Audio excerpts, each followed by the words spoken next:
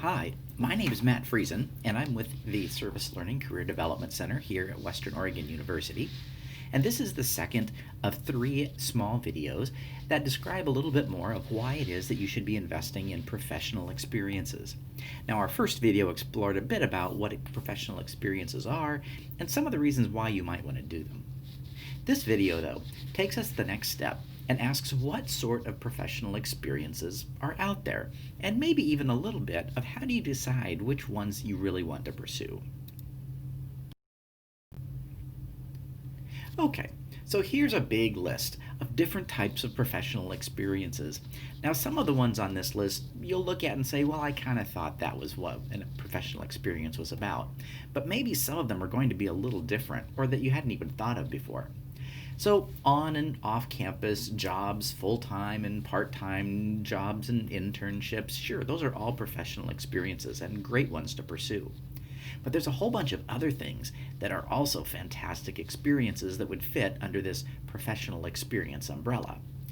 Perhaps voluntary service, working with an organization near campus, in town, or back home. Pursuing some type of international travel, or talking with professors in your program or in your department and find out if you could be a research assistant on a project they're working for. Maybe a study abroad term, or a year even. Some type of cross-cultural experiences like an alternative break. Even learning a new language. That's something you could do here at Western through classes, but you could do it on your own too.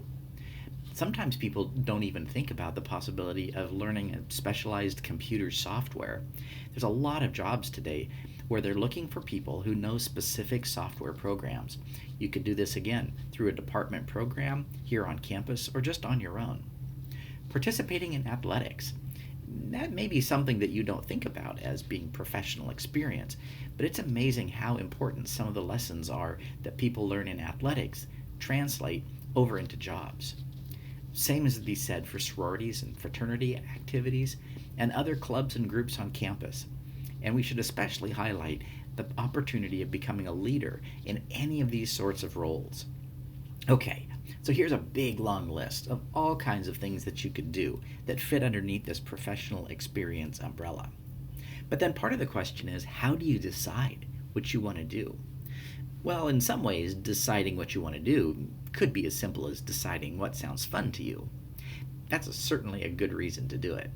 But there's some other ways to think about this that might be helpful too. Here we're going back to your resume that we looked at a little bit earlier in one of the previous videos. And one of the things we highlighted was to think about the types of qualifications and experiences that you would like to have on your resume that fit well with the kind of things you aspire to doing once you graduate from Western. So for instance, if you want to go into research, you're going to want to look for activities that highlight your research abilities. So you're going to want to do researchy kind of things. But in addition to some specific hard skills like that, employers are often looking for things like customer service or communication skills, or specifically leadership skills in different ways. So another way that you might want to think about the types of activities that you're going to participate in is to think about the types of skills that employers are looking for. And so here's a list. These are professional experiences that employers are looking for, according to a recent survey here in 2020. Critical thinking and problem-solving skills, oral and written communication, teamwork, digital technology fluency, leadership, professionalism and your work ethic, career management, global and intercultural fluency. All of these are things that you'll want to include somewhere on your resume. So when it comes to choosing the kind of professional experiences that you're interested in, these are the kinds of things that you want to build up through those experiences. So as we glance over this list again, remember to think not only about the kinds of things that sound interesting and exciting to you, but also think about how choosing one or another of these experiences allow you to build your qualification and abilities in the types of areas that employers are looking for.